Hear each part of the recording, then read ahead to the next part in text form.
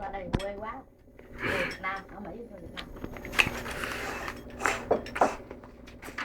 Cao tập quá. Cao tập quá.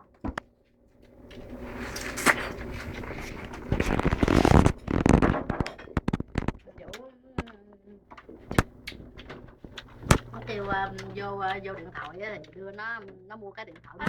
Bữa nè, mấy bữa nè. Nó bán. Nè, ăn không? Rõ nào? Rõ cái nào nữa rồi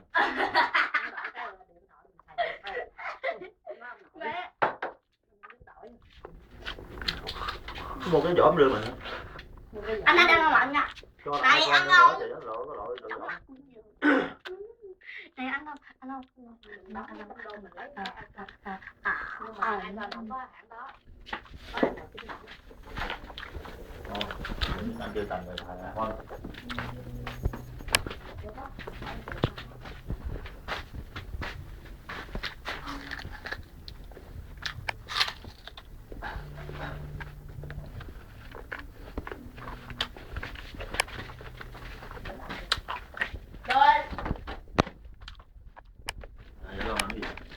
Ngon vậy. Không múc cho ông cần cầu vậy nè. Ăn mắm này nó khác. Mắm là bầm đâu mà xương không mà. Bà nội bầm, bà nội cho sao mà ăn giống bà ngoại. Có xinh đó. Ớt mà. Bà không có bằng. Nhưng mà ở Việt Nam mình ta chơi đồ ngoại đâu dở. Qua đây rồi nó thấy cái cảnh. Quay không có ăn, không có đồ dở mà ăn. Rồi em nấu ngon người ta chơi dậm vậy. Qua đây rồi kêu má sao ăn. Cha biết mấy năm nhảy màu. Chơi bó mặn quá nó mặn. Đừng có đặt lại. Cái này thương hơn hả? Thương lại là nó không thương. Thì bà bầm rồi, bà trộn thịt đó. Ở đây bà bầm nhãn. Cha biết bà ngoại mấy năm vậy không?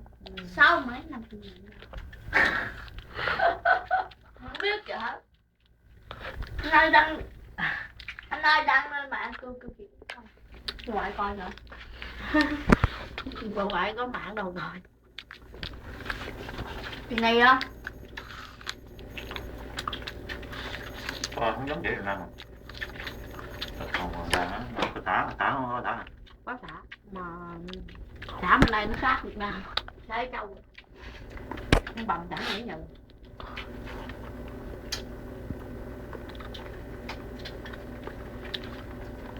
Mà nó không có thời gian để bầm mà. Nó sai nhuyễn luôn, nó sai.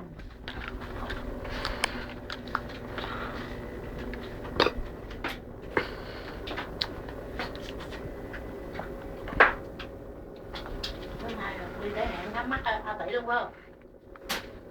Không được khám luôn đi. Răng đi.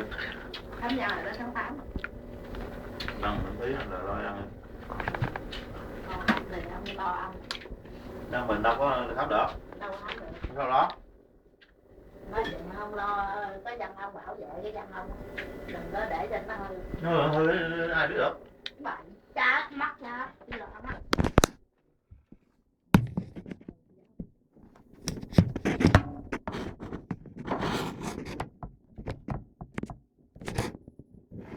Con kiếm rồi đó.